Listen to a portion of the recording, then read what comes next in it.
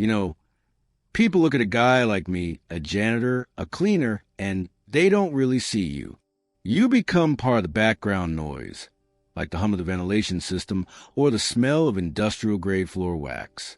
That's just a job. And for 20 years, that was my life inside Sterling Tower, right in the heart of the financial district. My name is Marcus. I'm 53 years old, and I've got 3 kids who are all trying to get through college. My wife, Denise, works too, but my paycheck, the one I earned scrubbing toilets and emptying trash cans, that was the anchor. It wasn't glorious, but it was honest. It was reliable. Sterling Tower was a definition of high-rise fancy. Marble floors, glass walls that looked out over the whole city, and the air conditioning was always set too cold. But the real jewel of the top floor was Richard Thorne's office. He was the CEO, the big boss man, the founder of Thorne Global Solutions. Rich, powerful, and, frankly, the kind of guy who thought the sun rose just to reflect off his polished shoes. My shift started at 10 p.m., long after the last of the suits had gone home, leaving their desks littered with half-eaten catered dinners and crumpled papers. The CEO's office, though, was always meticulous, mostly because Mr. Thorne had a reputation for flying into a rage if a single dust mote settled on his mahogany desk. Cleaning that office was my final, most important task of the night. It was my Everest. I took pride in it, I really did. I treated that office like it was a museum exhibit. I'd run my microfiber cloth over the leather chairs, vacuum the thick Persian rug, and then, finally, I'd get to the wall of awards. Oh, those awards. They were the centerpiece of his entire empire. Glass statues, bronze plaques, heavy gold-plated figures, all lined up on 3 massive, illuminated shelves. Entrepreneur of the Decade, Global Innovator Award, the Platinum Quill for Excellence in Finance. They gleamed under the track lighting, catching the light perfectly. Mr. Thorne loved those awards. He'd bring clients up there just to stand in front of them and bask in the reflected glory. He treated them like sacred objects. And every single night, I had to clean them. Now, you can't just dust a fragile, irregularly shaped glass trophy with a feather duster. You have to handle it. You have to lift it gently, wipe the shelf beneath it, and then polish the glass itself to get rid of any fingerprints or stray oil residue. It was a careful, almost surgical process.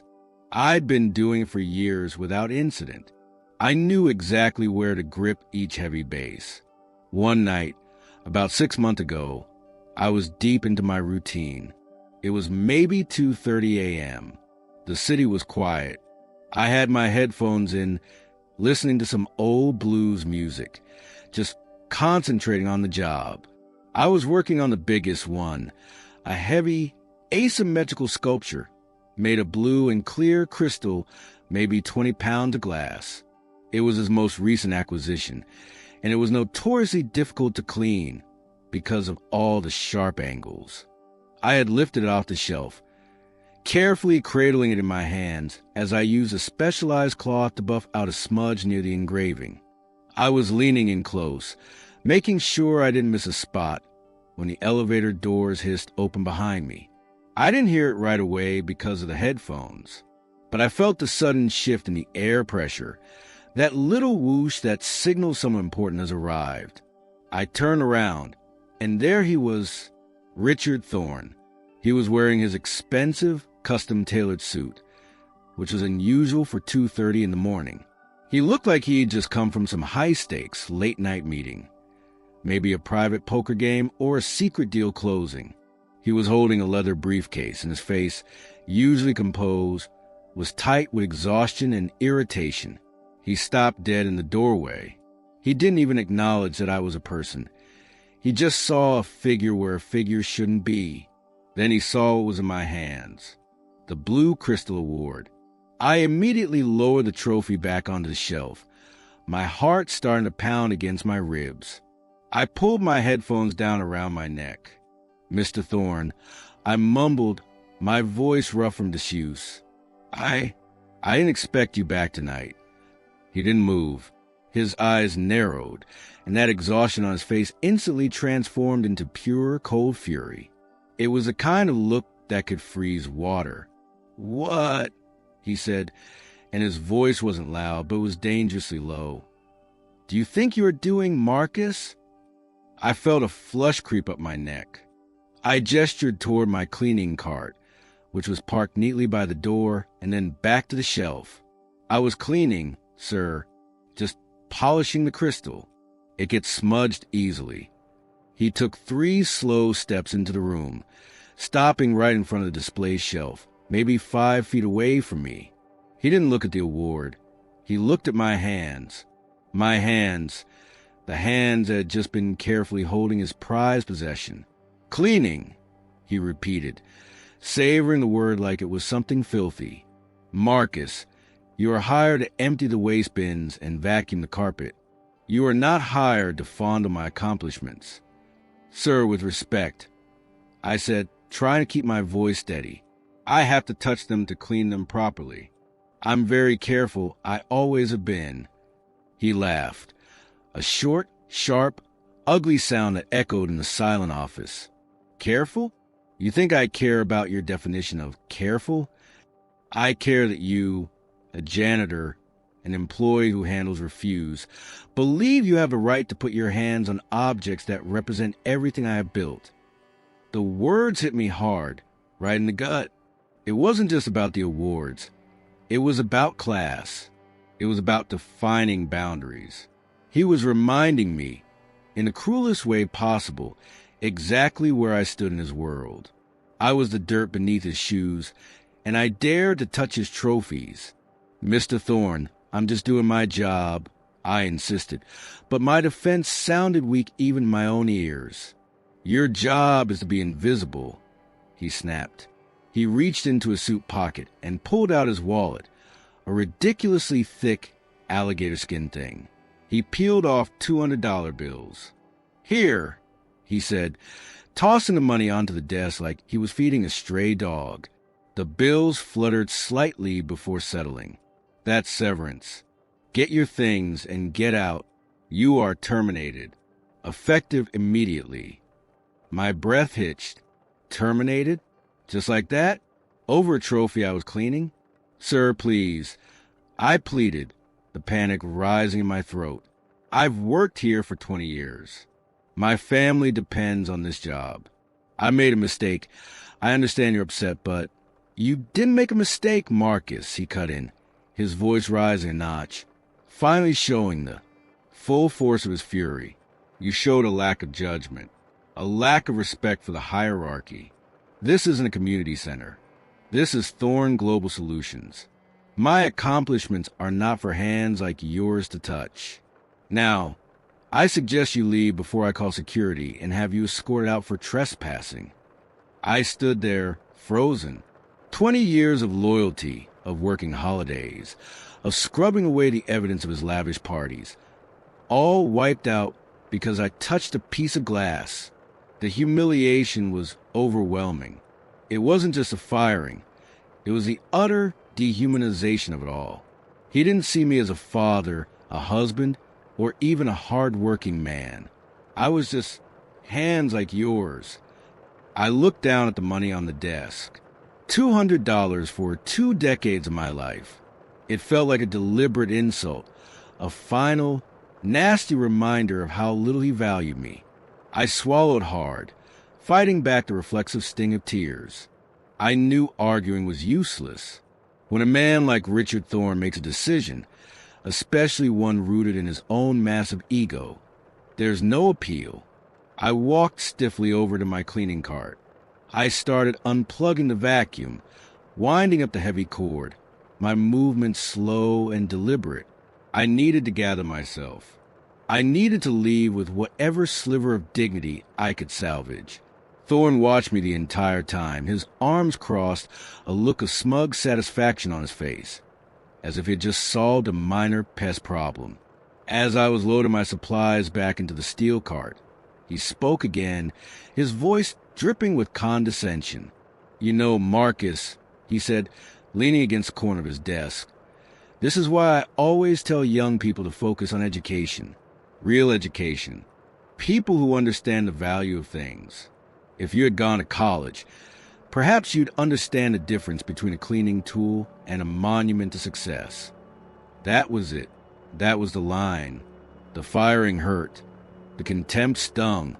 But the implication that I was somehow too stupid, too uneducated to grasp the concept of success, that set a slow, burning fuse in my stomach. I stopped packing.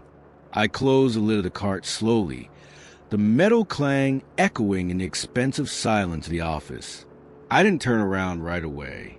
I took a deep, shaky breath, letting the 20 years of suppressed resentment, the late nights, the forgotten birthdays, the endless, grinding work surface. I thought about Denise, wondering how I was going to tell her. I thought about my son, who was struggling with tuition payments. And then I thought about Richard Thorne, standing there, basking in the glow of his undeserved arrogance, protected by his wall of glittering trophies. I turned around. I didn't look at the money or the awards or the fancy leather chair. I looked straight into Richard Thorne's cold, calculating eyes. He raised an eyebrow, clearly expecting me to beg or apologize one last time before shuffling out the door. "You done packing your little cart?" he asked impatiently. I didn't answer that question. My voice, when it finally came out, was steady, surprisingly calm and deep. It didn't sound like the voice of Marcus, the janitor. It sounded like the voice of a man who suddenly realized he had absolutely nothing left to lose. "Mr. Thorne," I began, "you're right. I didn't go to college. Not the kind you went to. Anyway, but I do know the difference between a cleaning tool and a monument to success." I paused, letting the silence hang heavy. Thorne just smirked, ready for my pathetic final plea. "And you're absolutely right that those awards represent everything you've built," I continued, taking one step closer, making sure he understood I wasn't scared anymore. "But what you don't realize is that I know exactly how you built it." His smirk faltered slightly. The impatience in his eyes was replaced by a flicker of confusion. "What are you talking about, Marcus?" "I built this company on innovation and sheer hard work." "No, sir," I corrected him softly. "You built this company on a paper trail that runs right through this office. And because you hire me to be invisible, you never realize that sometimes the cleaner sees things the CEO misses." I watched his face change. The confusion deepened, bordering on annoyance. He ran a hand over his jaw. "You're rambling, Marcus. Just go." "I'll go," I said. "But first, I want to tell you something you should have remembered every time you walked past me in the hallway. Something about that award you just accused me of fondling." I pointed a finger, not at the blue crystal trophy, but at the gold-plated plaque next to it, the one engraved with the name of a company called Synergy Tech. "That award," I stated, my voice dropping to a conspiratorial whisper, "was given to you 3 years ago for the acquisition of Synergy Tech, correct? A brilliant, highly profitable merger that sealed your reputation as a genius." Thorne nodded, recovering his arrogance. "It was, yes, one of my finest moments." "It was," I agreed, "a very fine moment indeed, especially for your reputation. But what if I told you that Synergy Tech wasn't acquired through genius? What if I told you it was acquired through industrial espionage, and that the key documents proving it were sitting right here on your desk 3 years ago?" Thorne's composure finally broke. His eyes went wide, and he took a sharp half-step back. "You have no idea what you're talking about," he hissed, the color draining from his face. "That's slander." "Is it?" I challenged, because I remember that night very well. It was a Thursday. You had a late dinner meeting, and you left a stack of files on the corner of your desk. They were labeled Synergy Tech Acquisition Strategy, and right on top was a detailed financial breakdown of their proprietary algorithm, A breakdown that you shouldn't have had until the following Monday. You were sloppy, Mr. Thorne. You were in a hurry, and you didn't check the shredder bin. I looked at him, letting the weight of the moment settle. The air in the expensive office felt thick and cold now. I'm just a janitor, sir. I empty the shredder bin every night. And 3 years ago, when I was emptying that bin, I noticed something very strange. The shredded paper wasn't just paper. It was a partially shredded document, one that clearly showed the date and time you received that proprietary information, 3 days before the legal documents were signed. And you know what I did, Mr. Thorne? I put it back together. Thorne was breathing heavily now, his chest rising and falling rapidly. He stared at me like I was a ghost. You pieced together trash? He stammered, his voice laced with disbelief and dawning horror. It wasn't trash to me, I said, leaning in slightly. It was evidence. And when you treat a man like dirt, Mr. Thorne, sometimes that man decides to hold on to the dirt you leave behind. I let him sweat for a moment, enjoying the slow realization dawning in his eyes that the invisible man had been watching and, more importantly, had been documenting. You told me I don't understand the value of things, I reminded him, my voice barely above a whisper. But I understand the value of leverage. And right now, the value of that shredded piece of paper, the paper that proves your finest moment was a felony, is worth a lot more than $200. It's worth a lifetime of silence. I took another slow step toward the door, pushing my cart. I left the $200 lying on his pristine desk. You fired me for touching your awards, I said, pausing at the threshold. But I didn't just touch them, Mr. Thorne. I touched the foundation they were built on. And that foundation, it's rotten. I had his full, terrified attention now. His face was pale, his mouth slightly open. He looked years older than he had just 5 minutes ago. Marcus, wait, he managed, his voice now a desperate plea instead of command. Don't be rash. Let's talk about this. What do you want?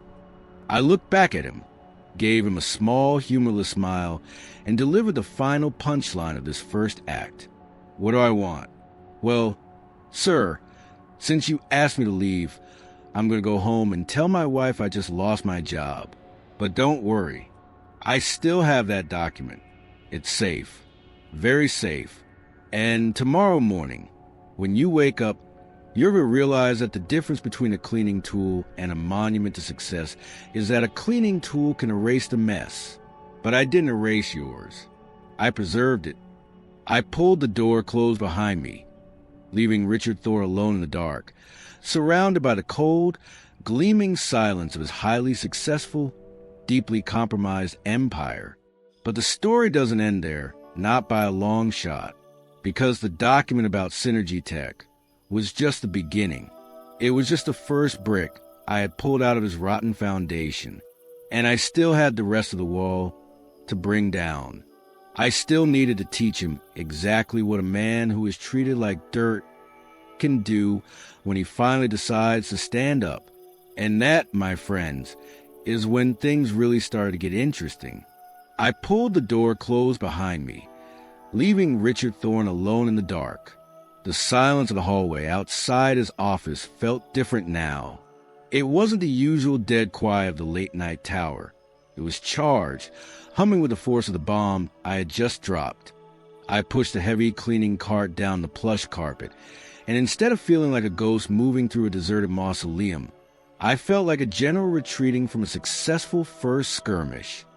I got down to the service elevator, rode it down past the floors of sleeping corporations, and finally reached the loading dock. I loaded my cart into my beat-up Ford pickup, the same truck that had smelled faintly of floor wax and industrial cleaner for 2 decades. Tonight, it smelled like freedom, mixed with a little bit of fear. The drive home was a blur of streetlights and internal monologue. I kept replaying Thorne's face, the arrogance dissolving into pure, gut-wrenching terror. He thought I was nothing. He thought my hands were only good for refuse. But those hands, those same hands that had polished his trophies, had also carefully preserved the evidence of his crimes. When I got home, it was almost 4 a.m. Denise was sitting up in bed, reading under the soft glow of her bedside lamp, just waiting. She always waited up for me. "You're late, Marcus," she said, setting the book down. Her voice was gentle, but her eyes, the eyes that knew me better than anyone, were already searching my face. Something happened. I sat down heavily on the edge of the bed. I didn't know how to start. "I lost a job, honey." Her face went pale. "What?" 20 years, Marcus." "Why?" "What did they say?" "Thorne fired me, personally. He caught me cleaning his awards. Said I had hands like yours and I shouldn't touch his accomplishments." Denise's eyes filled with sudden hot tears, not just of sadness, but of outrage. That rich pig, after all you did for that place? "We'll call a lawyer, Marcus. We'll sue them for wrongful termination." I reached out and took her hands, which were shaking slightly. "We don't need a lawyer for that, Denise. But I need you to listen to me carefully. I didn't just get fired. I fired back." Then I told her everything. About the Synergy Tech document. How I'd noticed the strange shredding pattern that night 3 years ago. How I'd instinctively known something was wrong. And how I'd taped the pieces together, copied it, and locked the copy away in a safety deposit box downtown. I explained how, over the years, Thorne's arrogance made him sloppy. He'd leave post-it notes with cryptic account numbers. He'd forget to clear his laptop screen before rushing out for a meeting, and he'd print sensitive emails, only to toss them, slightly crumpled, into the trash bin instead of the designated secure bin. I didn't just clean his office, Denise. I finished. I observed it. I watched him build his castle, and I saw every single piece of mud he used in the foundation. Denise stared at me for a long time, the shock giving way to a fierce, protective pride. "Marcus," she whispered, "you've been holding on to a secret that could blow up the whole financial district. It's not just a Synergy Tech thing. I admitted that was just the first thing I mentioned to scare him. I have more. I have a whole portfolio of his mess." We didn't sleep that night. We sat up, talking about what came next. We agreed we couldn't trust his immediate panic. He was a shark, and he would try to devour me whole the second he regained his composure. We needed to control the narrative. We needed leverage that wouldn't just give us a quick payout, but actual, permanent security. The call came at 9:15 a.m. My old corporate cell phone, the one they use for shift changes, rang with an unknown number. I let it go to voicemail. The message, when I played it back, was Thorne. His smooth, commanding CEO voice was gone. It was tight, rough, and laced with panic. "Marcus, it's Richard Thorne. You need to call me immediately. Do not speak to anyone else. This is confidential. We need to resolve this. Call my private line. Now." I smiled. He sounded exactly like a trap rat. I called him back 15 minutes later from a new, untraceable prepaid phone I bought at a convenience store. "Thorne," I said, skipping the formalities. "Marcus, thank God. Where are you? Are you home? Listen, I was out of line last night. I was tired, stressed. It was a misunderstanding. I want to offer you your job back immediately with substantial raise." "No, thank you, Mr. Thorne," I replied calmly. "My hands are tired, and I don't think I'd appreciate being invisible anymore." "All right, fine. Let's talk about the documents. The Synergy Tech thing. It's complicated, Marcus. Highly sensitive information. What do you want? Name your price." $5 million? I can have $5 million wired to an offshore account by noon. $5 million. It was enough to pay off every debt, put all 3 kids through grad school, and buy Denise a house on the coast. My heart hammered against my chest. It was tempting, so incredibly tempting. But I remembered his face, the contempt in his eyes as he tossed $200 on the desk. I remembered the 20 years of being the invisible man. $5 million for silence meant he would just move on, find new ways to cheat, and continue to treat people like me as refuse.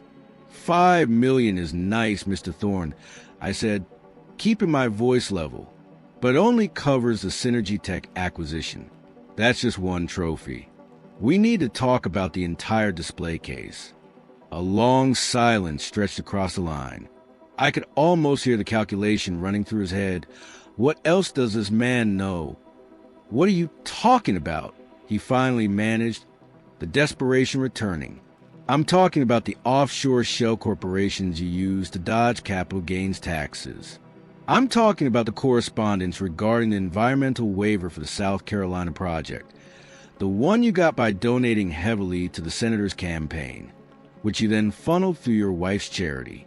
All of those notes, Mr. Thorne, they were in the trash, too. Just little crumpled pieces of paper that the invisible man was paid to throw away. I had never seen him, or rather, heard him, sound so physically defeated. You kept records? I kept the dirt you left behind, sir. I told you that. I may not have a college degree, but I understand documentation. And I understand that when a powerful man makes a mess, he rarely cleans it up thoroughly. This is blackmail, Marcus, he hissed, trying to regain some authority. No, sir. This is leverage for retirement. You fired me because I touched your awards. Now I'm touching your life. Here's how this is going to work. We meet, you come alone. No security, no lawyers, no recording devices. We meet at the Daily Grind Diner on 5th and Elm, the one you drive past every morning but never stop at, in 1 hour. If you bring anyone or if you don't show, the entire file goes to the FBI, the IRS, and the Wall Street Journal simultaneously. Do you understand? He was trapped. I'll be there. I hung up, walked into the kitchen, and drank a full glass of cold water. Denise was standing behind me, her eyes wide. The Daily Grind? You're meeting him in public? In his world, the only safe places are private and locked down. In my world, the safest place is somewhere no one would ever suspect him of being. He won't try anything in a diner full of cops, truckers, and nurses finishing their shifts. 1 hour later, I was sitting in a slightly cracked vinyl booth at the Daily Grind, nursing a cup of black coffee. Thorne walked in precisely 60 minutes later. He looked terrible. His suit was still expensive, but it was rumpled, his tie was slightly askew, and his usually immaculate hair looked like he'd been running his hands through it all morning. He scanned the room, clearly uncomfortable with the smell of bacon grease and cheap coffee. He slid into the booth opposite me. Marcus, he said, his voice low and strained. Let's keep this brief. We will. I've already laid out most of it. I want to show you why $5 million isn't enough. I reached into the inner pocket of my old jacket and pulled out a thick, legal-sized envelope. I didn't hand it to him. I placed it carefully on the table between us. The Synergy Tech file is in there, I said, tapping the envelope. But I told you that was just the first brick. The real problem, Mr. Thorne, isn't the felonies. It's the pattern. It's the fact that every single one of those beautiful awards on your wall is tainted by something I cleaned up. I leaned forward. Remember the Platinum Quill Award 2 years ago? The one you got for ethical leadership? Thorne winced, already knowing where this was going. I remember cleaning up the aftermath of that party. I continued. And I remember finding a discarded draft of an email to your CFO, detailing the forced early retirement of your former head of R&D, Mr. Harrison. Harrison was the man who actually developed the innovative product that won you the quill. He had a heart condition. You forced him out before his stock options vested, saving the company millions, and you took the credit. Harrison died 3 months later. The email, the forced contract modification, the doctor's note you shredded, I have copies of it all.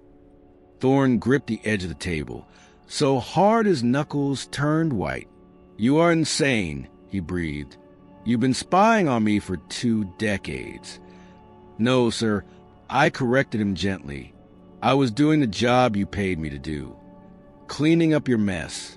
You just never considered the possibility that the mess you made was also the evidence you left behind. You saw me as a machine, incapable of thought or memory. You valued me so little that you didn't even bother to hide your secrets from me. I pushed the envelope slightly closer to him.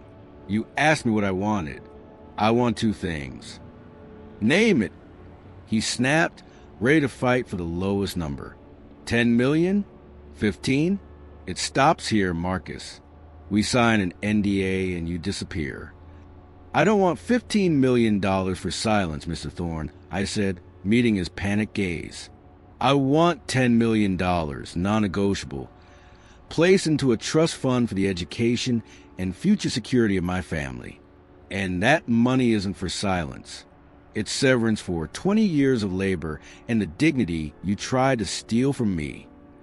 He nodded quickly. Done. 10 million. What's the second thing? I took a deep breath. And this was the hardest part. The part that mattered more than any sum of money. The second thing is this. Today, you will call a press conference. You will announce your immediate retirement from Thorne Global Solutions, effective immediately, citing personal health reasons and a desire to spend time with family. And then, Mr. Thorne, you will issue a brief public statement regarding my termination.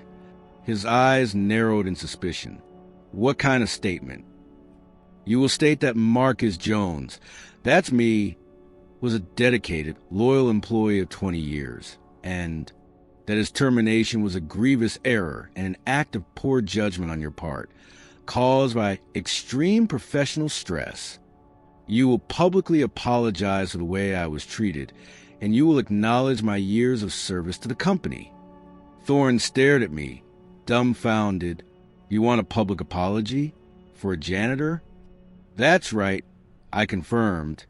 I don't need your money to make me rich. I need your apology to make me whole. You fired me to remind me of my place. I need you to reverse that, so everyone knows I was valuable. If that statement is not made public by 5 p.m. today, along with the proof of the wire transfer, the envelope, and everything else I have, goes straight to the authorities. The diner noise faded out as we held eye contact. He was weighing the cost of his public humiliation against the cost of federal prosecution and the total collapse of his empire. The latter was obviously worse. He slumped back against the booth, defeated. You win, Marcus. No, Mr. Thorne. I corrected him, picking up my coffee cup. I just cleaned up your final mess. By 4:30 p.m. that afternoon, the financial news networks were buzzing. Richard Thorne, the untouchable CEO of Thorne Global Solutions, was stepping down immediately. They played the brief clip of his statement, a pale, drawn Thorne standing rigidly at a podium, mumbling about stress and family. Then came the second part of the statement, the one that made the news anchors pause and look confused. I also wish to address the recent termination of a long-standing and highly respected employee, Marcus Jones, Thorne said, reading carefully from a note. Mr. Jones served this company with exemplary dedication for 2 decades. His departure was a terrible mistake, made under undue pressure.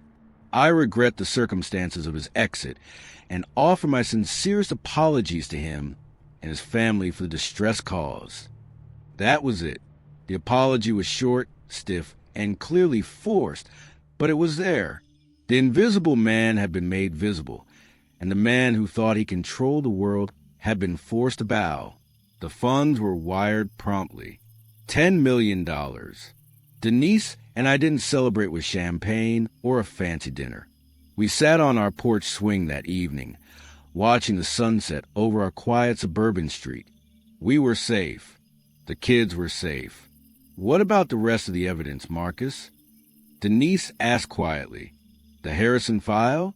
The tax stuff? What are you going to do with that? I looked up at the sky, feeling the weight lift off my shoulders for the first time in 20 years. Thorne is gone, I said. He's ruined his reputation. He's lost his company. And he knows that if he ever tries to claw his way back, the ghost of the janitor will rise up again. He'll spend the rest of his life looking over his shoulder. That's a better punishment than prison, because his whole life was built on public perception.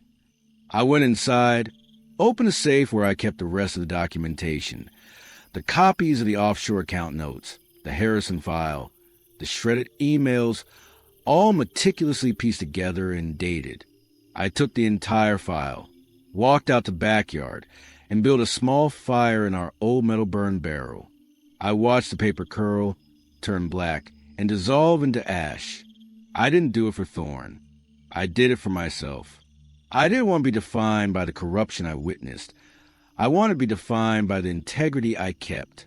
My job wasn't to be a police informant. My job was to secure my family's future and restore my own dignity. And I had done both.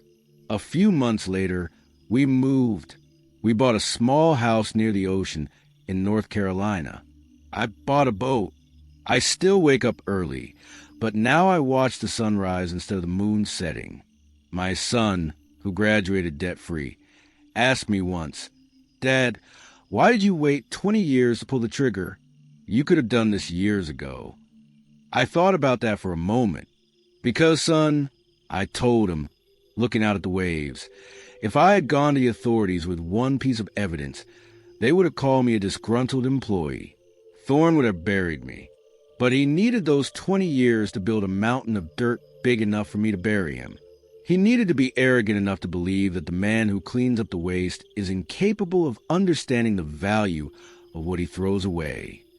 The lesson I learned, standing over Richard Thorne's desk that night, was simple. When you treat a working man like he's invisible, you give him the greatest superpower in the world.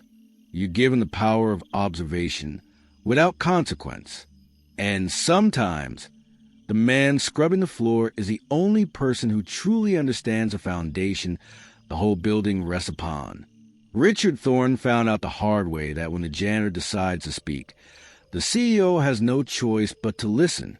And that, my friends, is the real value of a job well done.